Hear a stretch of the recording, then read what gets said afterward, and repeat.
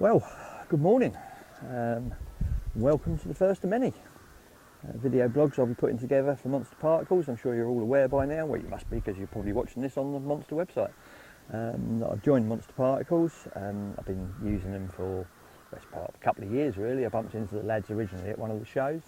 They had a stand dead opposite. I was on a TF gear stand, well a fish by stand. They were dead opposite. And when it was a bit quieter at the show, I wandered over. I was just having a browse through, you know, and nosy through the stuff they had there, and I liked it. So I sort of started using it as a paying customer, same as everyone else. Like I say, it was a couple of years ago. I've had good results on it, been happy with it, very happy with it. So at the last show, a month or two ago, we just got to see him again, we got into a chat, and decided to come on board, just help with social media, and like I say, sort out video blogs like this, so this will be a monthly occurrence. So yeah, I'm going to start by looking back at the last month's fishing. I've been over on K1, I don't know if you know that, it's an RK leisure water, it's on the Horton complex. You've got Horton, Raisbury, Kingsmead 1, K1, Kingsmead Islands, there's a whole group of lakes there. I've actually been fishing the bigger lake on the other side of Raisbury for the last 3 years, which is on the same, owned by the same people, it's not the same ticket. And I've managed to get myself a coverall ticket, started November the 1st, and my main thing, there's two lakes I really want to fish, they're both Kingsmead. There used to be one back in way back in the day, but they're separated now. You've got K1, which is a 30 acre lake, and that's where I've been this winter, and then you've got the Island Lake over the road, well, just through the bridge, which is where I'm going to go in, I'd like to say a month's time, but the way this weather's shaping up, it's all brightening up now, maybe even next week. I'm absolutely gagging for that one. But first of all, we'll have a little look back, excuse me, at K1.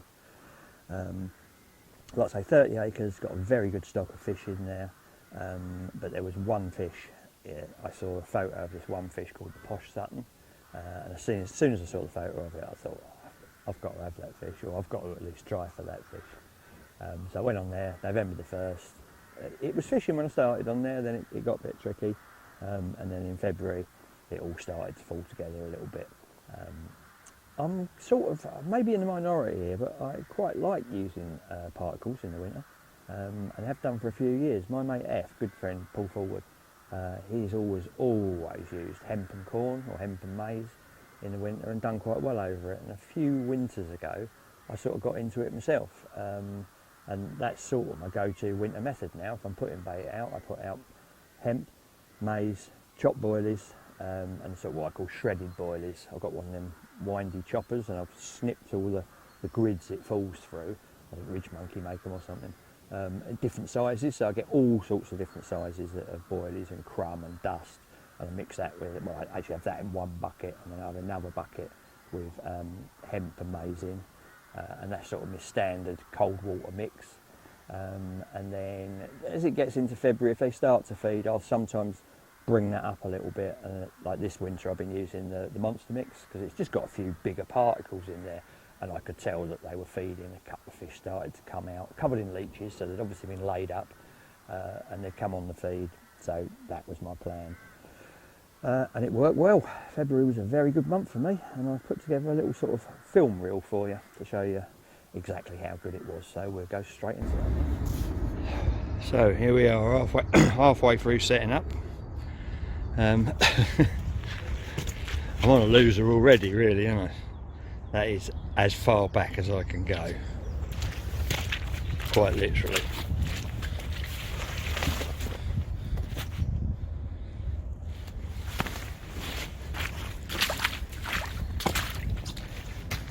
Quite a bit of water this year, really.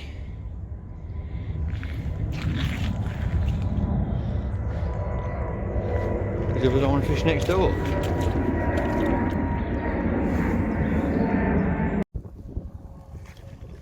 What we got in the larder for them today then?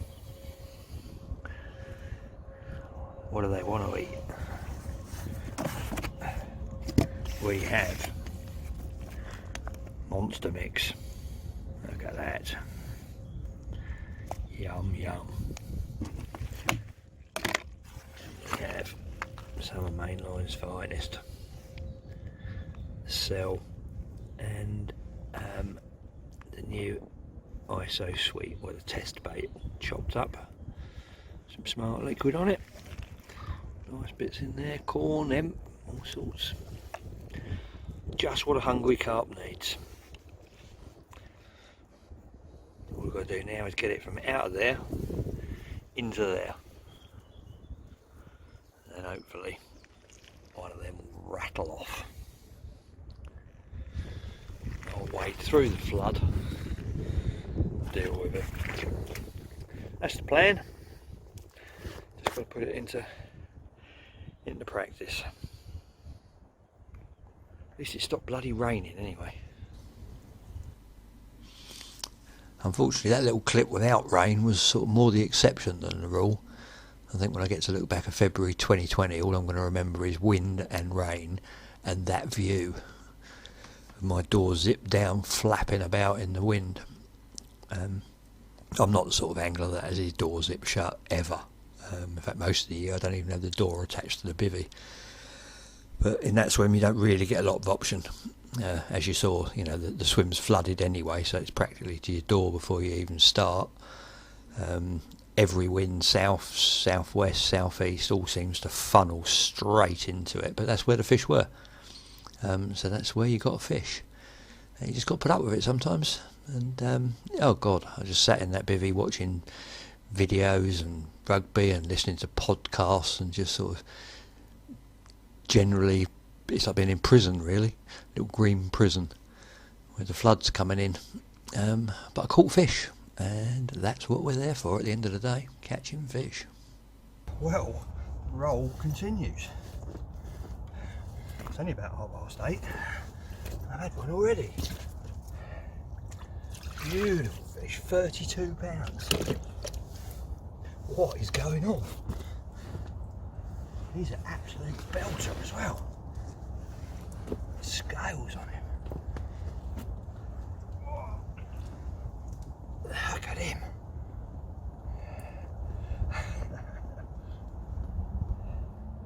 He's lovely, isn't he? Alright, calm down. Calm down.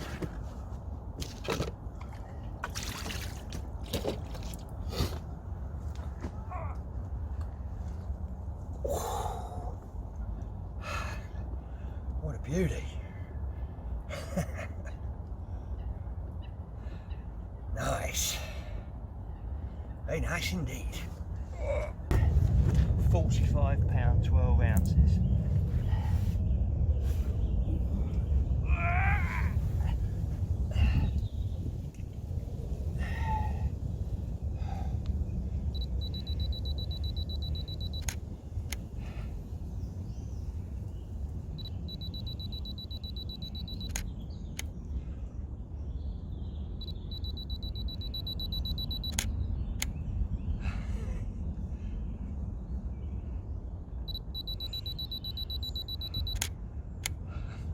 I couldn't be happier. I really couldn't.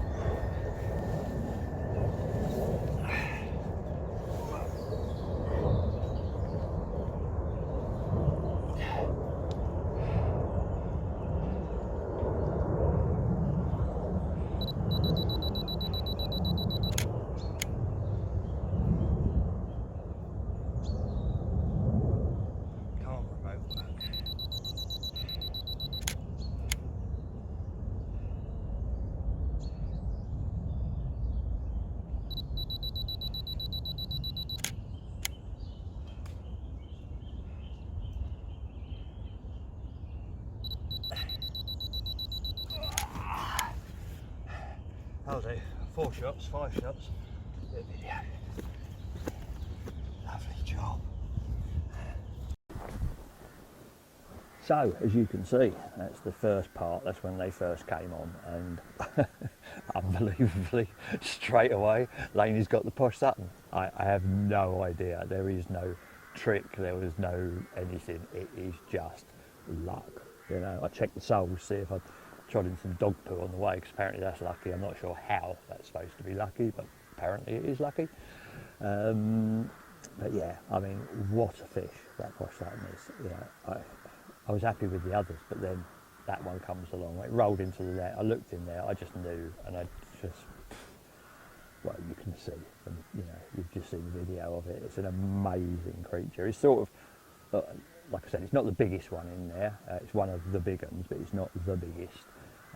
But it's the one that everyone wants. It's just one of those glory fish, and I caught it. I am so chuffed, absolutely so chuffed. And obviously I knew they were feeding, and I couldn't wait to get back there the next week. Pulled out all the stops, got there as early as I could, pitch black. I think I left home at 3:30. Although I've been fishing forever and ever, decades and decades, I'm still one of these people. If I'm going fishing in the morning, I cannot sleep. I'll go to bed early. I'll set the alarm for, say, 4:30 in the morning, and I'll go to bed early so I get some hours sleep, maybe 10 o'clock, something like that. I usually wake up at 11 o'clock, 12 o'clock, 1 o'clock, just keep looking. Is it time? Is it time? And I think that week, I don't know, probably 3 o'clock in the morning, I just gave up, got dressed, drove down to the lake. It's a 2-hour drive for me. Pitch black when I got there, went and looked down through the trees and that, had a quick look, could see the swim was empty, dropped my bucket in it, and got set up for more of the same.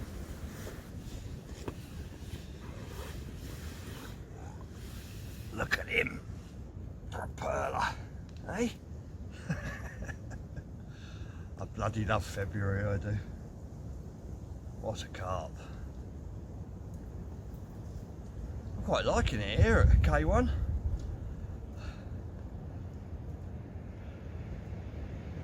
I'm liking it a lot. Who needs sleep, eh? Oh, lovely job.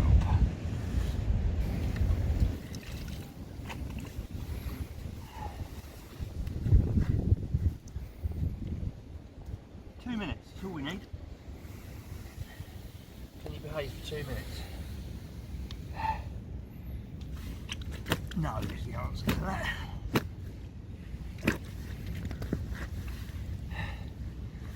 Maybe you watch it to see his lump inside. Maybe that's the crack. Typical.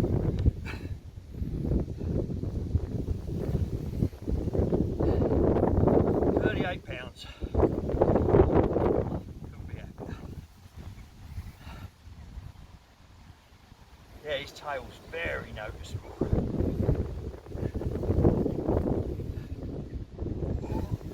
One last go, good side. Full shot. That's it. Tripod. Yes.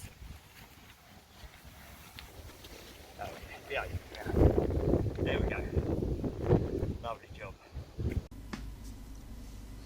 Well, there should have been even more to the story, to be honest, because the next week after the brace of 38s, I only had a short session for some reason, can't remember why. I think I'd been to a show or something. As far as I remember, I only had the one night. Anyway, got down the lake, managed to get the same swim again. There's hardly anybody else fishing there at this time. Had nothing throughout the night, but I had a stocky in the morning, about 8 o'clock in the morning, and then almost straight away, about 8:30, I had another one, both sort of double figure commons. Started to think that was about it for the day, and then just before 10 o'clock, had another bite and looked into a fish, and oh my god, I mean, sometimes you just know as soon as you hook them. It wasn't like it stripped a load of line. Usually the fast fish aren't the biggest fish. This was a real slow, plodding, heavy fish. Could feel every thump of its head, every flap of its tail. And it kited off to my left. I was fishing sort of out to the right at about 80 yards. And I didn't gain any line. I reckon it ended up 80 yards away from me, right down the left-hand margin. Slowly managed to get it sort of up under the bank, up the edge, to about 40 yards of line still out, and then it kited back in front of me, and it just stopped. And it kept doing this. It had plod off really slowly, ticking line off the clutch, and then just stopping dead mid-water. I couldn't gain any, he wasn't gaining any, but I could feel the big old head thumping every time it twisted and turned. And I just started to get a bit of purchase on it, and there was one big whack of the head, and the hook fell out. I was absolutely gutted because I knew it was a real big fish. And that sort of signalled the end of it, really. The next week I got in there, I blanked, didn't see anything, didn't have anything. and the February window of opportunity was shut tight again, and it went back to how it was before. But while it lasted, it was blinder.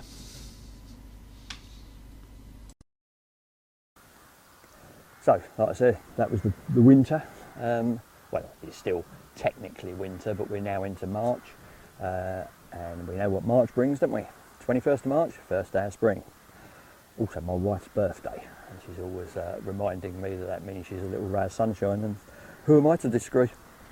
But you know, you get a day like today, sun's been out, it's just popped behind the clouds at the moment. Looks like it might rain actually in a minute, but you know, you get a little bit of sunshine in March and all the plans start coming together, don't they? You start thinking, oh, you know, I mean, April the 1st is a traditional first day of the season nowadays. On most lakes, it's replaced June the 16th since we haven't had a closed season. And it's the date I sort of end one thing, start another thing. Like I say, I might go early if it carries on like this, but if not, April the 1st, I'll be over on the Iden Lake, back in my boat. Love my boat fishing, absolutely love going out there, finding the spots, you know, putting the bait down, getting everything. You know, everything's as good as it can possibly be when you've used a boat. And there's some amazing fish in there. There really is. I'm so looking forward to this spring. Biggest fish in there, a fish called Royds. That does, the last 3 captures, it's been over 60 pounds. 60 pounds. I mean, that's huge. Doesn't matter where you are, that's a monstrous carp. My PB's 55. I've had 2 of them, Burfield Common and the Eye, so a mirror and a common, 55 pounders. But 60 pounds, I haven't fished for a PB for years, and a 60 pounder, that's a proper lump. There's a couple of other 50s in there, and a smattering of, you know, well, I say smattering, there's a good head of fish in there. I think, you know, there's some 40s, there's lots of 30s. I'm not 100% of the rest of the stock, and that's exactly the way I like it. You know, you fish some lakes and guy, you know, like the bailiff will come round with one of his photo albums and want to show you everything that's in there. I don't want to see that. I remember when I was on Monk's Pit back in the day, exactly that happened. And I said to him, I said, please don't be offended.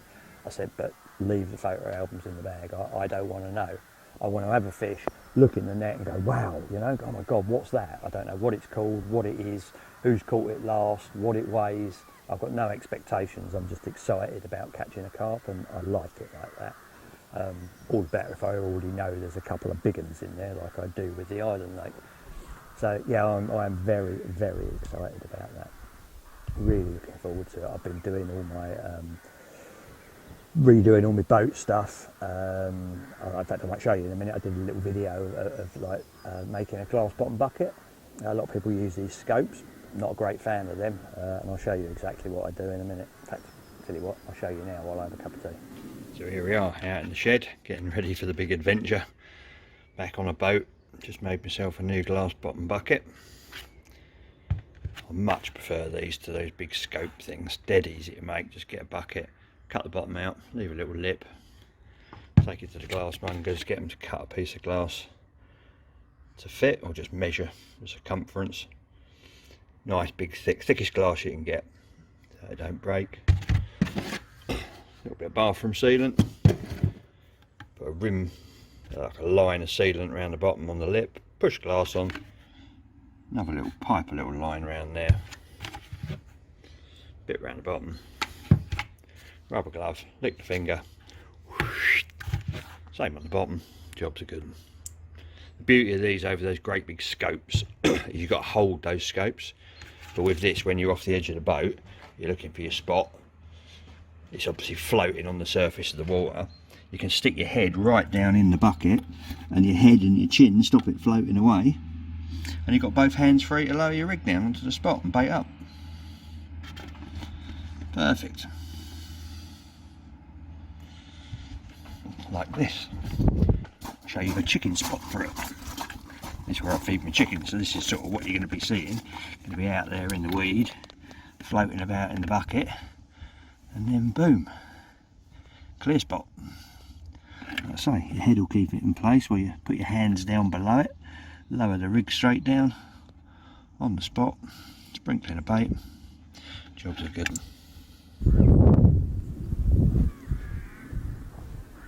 So that's all the boat stuff sorted. Bought myself a new lithium battery last year. Expensive. I mean, full retail. I think they're about 1,200 quid or something, but I found a bloke that sells them very slightly used. I think I paid 600 quid for mine, but they last and last and last. They'll outlast 10 normal batteries. They're amazing bit of kit. That's all charged up ready. And my new mixer's turned up. I've decided, I've had a look through the Monster range, and I've decided to go on I think they call it the garlic mix, with a couple of additions. I ordered some those chopped peanuts. I like that, the way that the peanuts are very bright and they're very light, they're very visual on the bottom. So that's in with the mix, and that turned up the other day, and I opened up the bag and thought, yeah, that's going to catch fish. It smells absolutely wonderful. It looks good. I've done a little test in the kitchen and that with it. Again, I'll tell you what, I filmed that as well. So why not? I'll show you that. I'll have another cup of tea.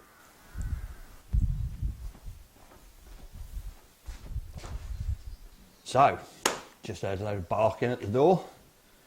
Looked out the window. Had my delivery. This is the mix I'm having a look at for the coming season on the Island Lake.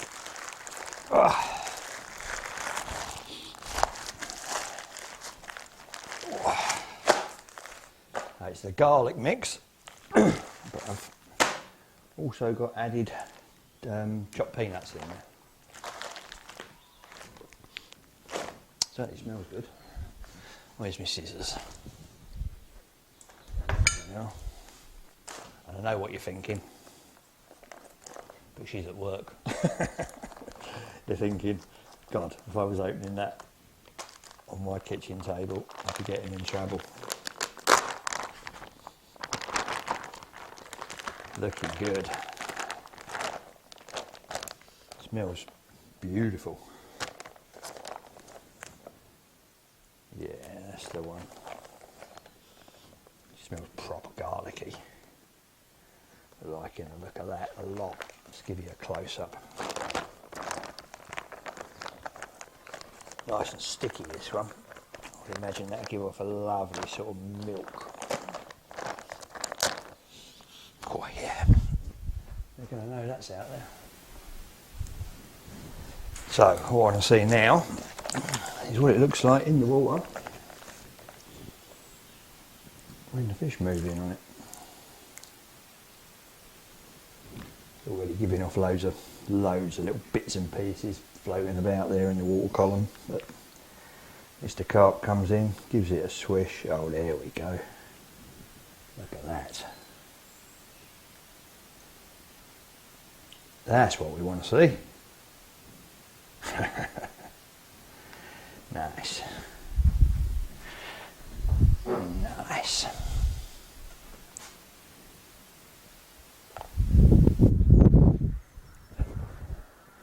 So there we go, as you can see, nice and cloudy. You can imagine that big bed of that down there, and you bait over the top and fish coming in and knocking it, and all that milk coming off of the bait and that. How can it fail, really? How can it fail? So yeah, there we go. So I've showed you a little bit of what's happened over the last month. Talked a little bit about how excited I am for next month. And every month, I think it comes out end of the month. I'm not sure on the date, maybe the 28th. I'm sure we'll keep you informed. I'll be doing a monthly roundup of how I've been getting on, what I've been catching, or hopefully been catching, where I've been. The dog will be in loads of it, I don't know where she is at the moment, running about somewhere. Back in the boat, on a big island lake, fishing off of islands. Love it. So looking forward to this spring. And I'll keep you informed how I get along. So, till then, ta-da.